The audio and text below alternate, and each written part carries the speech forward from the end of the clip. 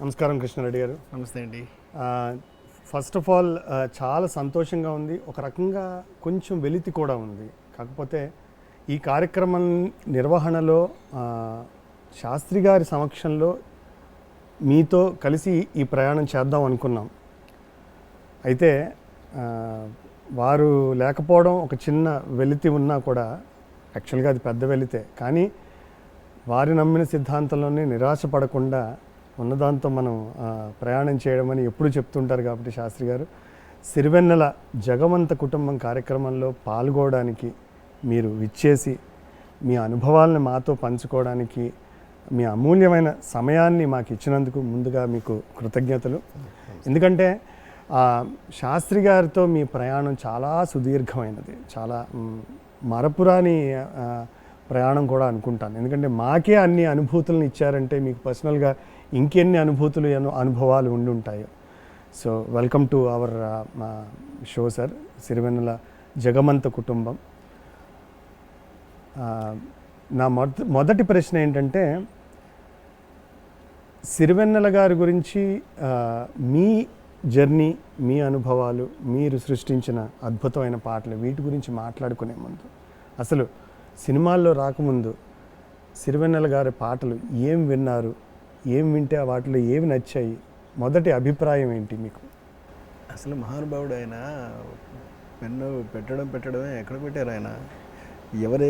ఎవరి చేతి కింద పెట్టారు? కె. విశ్వనాథ్ గారి. అంటే ఆయన రామచంద్రపురంలో ఆయన లెక్చరర్గా పనిచేస్తున్నప్పుడు అక్కడికి కబురు పెట్టి ఆయన రైటప్స్ అన్నీ చూసి పిలిచి మరీ ఆయనకి ఇవ్వడం జరిగింది. అసలు ఆయన రైటింగ్స్ మనకి ఎందుకు తెలియదు, ఇక అక్కడి నుంచి మనకి ఇప్పటి వరకు తెలుసు, ప్రతిదీ తెలుసు. ఎన్ని పాటలు రాశాడు మహానుభావుడు. వాడు ఆయన మన మధ్య లేడు, ఆయన మన ముందు లేడు, ఆయన మన బ్యాడ్ లక్ అంతే. అటు ఎస్పి బాలసుబ్రహ్మణ్యం గారు మనల్ని వదిలేసి వెళ్ళిపోయారు, అటు వేటూరి గారు మనల్ని వదిలేసి వెళ్ళిపోయారు. ఇప్పుడు ఈయన వచ్చిందేమో అనిపించింది. కానీ అంటే మీరు పర్సనల్గా మీరు సినిమాల్లో రాకముందు, అంటే దాదాపుగా 86 ప్రాంతంలో శాస్త్రి గారు వచ్చారు, మీరు ఇంకా అప్పటికి సినిమా రంగ ప్రవేశం చేయలేదనుకుంటాను. సో అప్పుడు మిమ్మల్ని ప్రభావితం చేసినటువంటి, మీరు బాగా మీకు నచ్చినటువంటి సిరివెన్నెల గారి సాహిత్యం గురించి.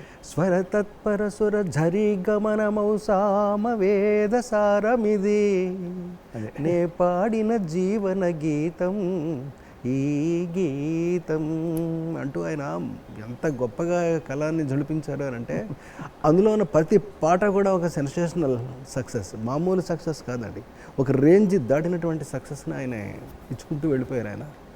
మరి ఆయన ఇది హిట్ అవుద్దని తెలిసి రాస్తారో, లేదా తెలియక రాస్తారో, అమాయకత్వంతో రాస్తారో, ఆనందంతో రాస్తారో, ఆశ్చర్యంతో రాస్తారో, ఇవన్నీ కూడా అందులో పోసి రాస్తారో, మొత్తం మీద ఏమైనప్పుడు కూడా మనల్ని ఈ అంశాలన్నింటిలోనూ కూడా కుదిపేస్తారు పట్టుకుని. కరెక్ట్. అన్ని అద్భుతాలు ఆయన చేశారండి. ఆయన రాసిన ప్రతి పాట కూడా ఇదేంటి అదేంటి. అసలు ఫస్ట్ ఆ సిరివెన్నెలలో పాట వింటూ ఉంటే అందులో పాటలు అన్నీ కూడా మనసుని లాగేస్తాయండి, గింజేస్తాయి పట్టుకుని, అంత అద్భుతాలు. నిజానికి ఎంత శక్తి ఉన్నటువంటి పాటలు అంటే, మీరు చెప్పినటువంటి వాస్తవం ఎంతవరకు అర్థమైందనే మాట పక్కన పెడితే, ఆ పాటలను పాడుకొని సామాన్య ప్రేక్షకుడు ఉండడేమో కదా. 99 to 100% గ్యారంటీగా ఉంటారండి. ఆయన కలం అలాంటిది, ఆయన ఆలోచన విధానం అలాంటిది, ఆయన చెప్పేటటువంటి తీరు అలాంటిది, పాటల యొక్క వరవడి కానీ ఏదైనప్పటికీ కూడా రాస్తే శాస్త్రి గారే రాయాలి అన్న ఫీలింగ్ ఎంతమంది అంటారో. ఒకవేళ కొన్ని పాటలు వేరే ఎవరి చేతన్నా రాయించేశారు అనుకోండి, అయ్యో ఇది శాస్త్రి గారు రాస్తుంటే ఇంకా గొప్పగా ఉండేదేమో అన్న భావన కూడా నేను ఎన్నోసార్లు విన్నా. అలాంటి మహానుభావుడు ఆయన. అంటే మీరు అప్పటి నుంచి మీరు సినిమాల్లోకి వస్తే కనుక శాస్త్రి గారితో రాయించుకోవాలి అని ఒక థాట్ ప్రాసెస్లో ఏమైనా ఉన్నారా, లేకపోతే అది యాదృచ్ఛికంగా జరిగిందా? యాదృచ్ఛికంగా ఎందుకు జరుగుతుందండి? ఆశలు ఉండకుండా ఉంటాయా చెప్పండి. మనిషి అన్న తర్వాత, మనసు ఉన్న తర్వాత సినిమా వైపు ప్రయాణం పరిగెడదామని ఎప్పుడైతే కోరిక కలిగిందో, అందులో శాస్త్రి గారు కూడా కలిసే ఉంటారు మనతో పాటు పరిగెట్టడానికి. అంచేత శాస్త్రి గారి చేత పాటలు రాయించుకుంటే ఎంత గొప్పగా ఉంటుంది అనుకుంటూ ఆయన దగ్గరికి పరిగెత్తుకుని వెళ్ళి, సరే ఈ పాట మీరు రాయాలి అంటూ ఆయన చేత రాయించుకోవడం, ఆయన రాయడం. మొట్టమొదటి పాట ఏ పాట రాయించుకున్నారు సార్? మొట్టమొదటి పాట అప్పుడు కొబ్బరి బండలో ఏదో ఒక పాట రాయించుకున్నాము. అంటే నాకు ఎగ్జాక్ట్గా ఇప్పుడు మీరు సడన్గా అడిగితే గుర్తులేదు కానీ తర్వాత రాజేంద్రుడు గజేంద్రుడిలో ఆ తర్వాత ఇక ఎన్ని 1-2 కాదండి, ఆల్మోస్ట్ నేను చేస్తున్నటువంటి ప్రతి సినిమాలోనూ కూడా శాస్త్రి గారి పాట లేకుండా ఉండదేమో. అది కూడా చాలా ఇంపార్టెంట్ సాంగ్స్, అంటే కథాపరంగా ఇంపార్టెంట్ సాంగ్స్ అన్నీ కూడా మ్యాక్సిమం అధిక శాతం ఆయనే. శాస్త్రి గారి దగ్గర ఒక ప్రత్యేకమైనటువంటి లక్షణం ఉందండి. ఆయన రాసేటప్పుడు ఆయన ఏం చేస్తారంటే మొత్తం కథ యొక్క వివరం అంతా తెలుసుకుంటారు. ఒకవేళ స్క్రిప్ట్ అంతా రెడీ అయిపోతే చదివేస్తారండి, లేదా మన దగ్గర నుంచి వినేస్తారు. మొత్తం సినిమా స్టోరీ చెప్పమంటారు ఆయన. ఆయనకి వినడం సరదా. ఇప్పుడు సినిమా స్టోరీ ఏదో 1 పాట 2 పాటలు అయితే వినాల్సిన అవసరం ఉండదు, అయినా సరే ఆయనకి సరదా. ఆ సరదా తీర్చుకోవడం కోసం వినేస్తారు. కానీ సరదా తీర్చుకోవట్లోనే ఉంది అసలు రహస్యం. ఎందుకంటే రేపు పెన్న పెట్టబోయేటప్పుడు ఈ సినిమాకి సంబంధించిన మొత్తం కథ అంతా కూడా అందులో ఆయనకి తెలియకుండానే ఇన్వాల్వ్ చేసేస్తారో, ఎలా చేస్తారో తెలియదు కానీ అద్భుతంగా ఆయన మరిచేస్తారండి. అంత బాగుంటుంది అది. సో అది ఒక ప్రత్యేకత శాస్త్రి గారిలో ఒక ప్రత్యేకత. అది జనరల్గా అయితే దర్శకుడు వస్తే ఈ పర్టికులర్ సాంగ్కి సీన్ ఏంటి, ఆ సందర్భం ఏంటి అని అంతవరకే ఏంటండి. ఇది అంటే ఇంకా తక్కువ అడిగే వాళ్ళు కూడా ఉంటారండి. ఇది ఏమన్నా డ్యూయేటా, ఓకే అండి చాలండి డ్యూయేటే కదా అని చెప్పి రాసేసుకుంటూ పోతారు. అంటే రాసేసే వేరు, ఈయన లోపలికి ఇన్వాల్వ్ అయ్యి కథనే. అందుకనే ఈయన పర్టికులర్గా ఈయన దగ్గరికి ఎవరు వెళ్ళినప్పటికీ కూడా మీ టైటిల్ పెట్టారు కదా జగమంత కుటుంబం, అలాగనే మరి అది రాసేటప్పుడు ఎంత లోతుగా ఆయన వెళ్ళి ఉంటారు. లేకుండా ఆ పదం ఆయన దగ్గర నుంచి, జగమంత కుటుంబం అనేటటువంటి పదం ఆయన దగ్గర నుంచి వచ్చిందే. అదే మీరు ఇప్పుడు వాళ్ళు పెట్టుకున్నారు. అదే నాకు తెలిసి ఏదో సినిమా కూడా పెట్టారండి జగమంత కుటుంబం అలాగనే. ఇలాంటిది ఆయన క్రియేట్ చేయగలరండి. ఆయన చేస్తేనే దాని డెప్త్లో బయటకు వస్తాయి. కరెక్ట్, చాలా బాగా చెప్పారు. మనం తవ్వితే గొయ్యి అవుద్దండి, ఆయన తవ్వితే నుయ్యి అవుద్దండి. అది ఆయన స్పెషాలిటీ. చాలా వాడుకోవచ్చు సార్. మనం తవ్వితే గొయ్యి అవుతుంది, శాస్త్రి గారు తవ్వితే నుయ్యి అవుతుంది. డెఫినెట్గానండి. నుయ్యిలోంచి అమృతమే, ఇక నీళ్ళలోంచి ఏదైనా ఇంకా అలా వస్తానే ఉంటుంది ధార. అది మామూలు ధార కాదు, మరణం లేని ధార అండి అది. ఆయనకి ఎక్కడ ఉందండి. ఆయన ఇప్పుడు లేడు, కొత్త పాట రాకపోవచ్చేమో కానీ ఆయన ఉన్న పాటలన్నీ వినిపిస్తూనే ఉంటాయి. వినిపించినప్పుడల్లా రాసినట్టే లెక్క. అంతే కదా, అద్భుతాలు కదండి ఆయన ఇచ్చినవన్నీ కూడాను. 80 ఏళ్ల తెలుగు సినిమా చరిత్రలో ఆయన సృష్టించిన అద్భుతాలు నిరంతరం ఎప్పటికీ మీరు అన్నట్టుగా వినిపిస్తూనే ఉంటాయి. ప్రతి వాళ్ళకి ఒక పేజీ ఉంటుందని అంటారండి, కానీ ఆయనకు ఒక పుస్తకం ఉంటుందండి. అబ్బా, అది ఆయన స్పెషాలిటీ. ఈ రోడ్ అంత గొప్ప రైటర్ ఆయన. చాలా బాగుంది సార్. లక్షలు ఇవ్వచ్చు. అంటే మీరు చెప్పిన 2 కూడా చాలా బాగున్నాయి. మనం తవ్వితే గొయ్యి, ఆయన తవ్వితే నుయ్యి. ప్రతి వాళ్ళకి ఒక పేజీ ఉండడానికే కష్టపడితే ఆయనకు ఒక పుస్తకమే ఉంది. చాలా బాగుంది సార్, చాలా బాగుంది. అయితే మీరు రాసిన పాటల గురించి, అంటే మీ ప్రత్యేకత ఏమిటి అంటే, చాలామందికి ఒక పోర్ట్ఫోలియో ఉంటుంది శాస్త్రి గారితో పనిచేసేటప్పుడు. మేజర్గా పాటకు సంబంధించిన 2 మేజర్ డిపార్ట్మెంట్స్లోనూ ఆ 2 పాత్రల్ని మీరే పోషించిన నాకు తెలిసి ఏకైక వ్యక్తి ఏమో శాస్త్రి గారితో ట్రావెల్ చేసి. తర్వాత వచ్చి ఉండొచ్చు ఎవరైనా. దర్శకుడు, సంగీత దర్శకుడు. దర్శకుడు సందర్భాన్ని క్రియేట్ చేస్తాడు, సంగీత దర్శకుడు ఆ సందర్భానికి ఒక ట్యూన్ ఇస్తారు, లేకపోతే శాస్త్రి గారు రాసిన పాటకి ట్యూన్ చేస్తారు. కాకపోతే దర్శకుడు, సంగీత దర్శకుడు అనేవాడు ఒక పాటకి ఉన్న పార్శ్వాలలో 2 అద్భుతమైన ముఖ్యమైన పాత్రలు అవి. ఆ రెండింటినీ మీరు పోషించారు. సో మీ రిలేషన్ విత్ శాస్త్రి గారు ఇస్ మోర్, అంటే ఇంటెన్స్ బేసికలీ. చాలా అంటే దానికి ఎప్పుడు కూడానండి శబ్దాన్ని, దృశ్యాన్ని రెండింటినీ విడదీయలేనటువంటి అనుబంధం ఆ రెండింటికి ఉంటాయండి. Even silence is also a sound, గుర్తుపెట్టుకోండి. It is a great sound. In fact చెప్పాలంటే మీరు సౌండ్ వీణ మీద చేశారనుకోండి, వీణ సౌండ్ మాత్రమే వినిపిస్తుంది. తబలాతో చేశారనుకోండి, తబలా సౌండ్ మాత్రమే వినిపిస్తుంది. గిటార్తో చేశారనుకోండి, ఆ సౌండ్ మాత్రమే వినిపిస్తుంది. కానీ if it is a silence, every sound is there. You have to imagine it. అంచేత silence is a great sound than a sound. అంచేత అసలు సౌండ్ లేకుండా దృశ్యాన్ని ఆలోచించడమే చాలా కష్టం. అలా ఆలోచిస్తున్నప్పుడు చేసేటటువంటి పనేనండి ఈ సౌండ్ది కూడా. అంచేత ఇది అది 2 కలగలుపుకుని మనం ఒక మంచి సన్నివేశాన్ని క్రియేట్ చేసుకుంటూ, లేదా సన్నివేశాలని క్రియేట్ చేసుకుంటూ, ఈ సన్నివేశాలన్నింటి యొక్క కోడలని అంటే ఒక ప్లాట్ఫామ్ మీద తెచ్చుకుని ఒక అద్భుతమైనటువంటి పాట రాయించుకోవడం కోసం ట్యూన్ చేసుకుని ఆయన దగ్గరికి పట్టుకుని వెళ్ళి కనుక ఆయనకి మనం అందజేస్తే ఆయన అది విని మురిసిపోతూ నవ్వేవాడు. ఆయన నవ్వు ఎంత బాగుండేదో మహానుభావుడు. తృప్తిగా నవ్వేవాడు, మామూలుగా నవ్వటం కాదండి, అసలు ఓపెన్నెస్ అనమాట. పక్క నవ్వేవాడు. అంత అద్భుతమైనటువంటి నవ్వు అయింది.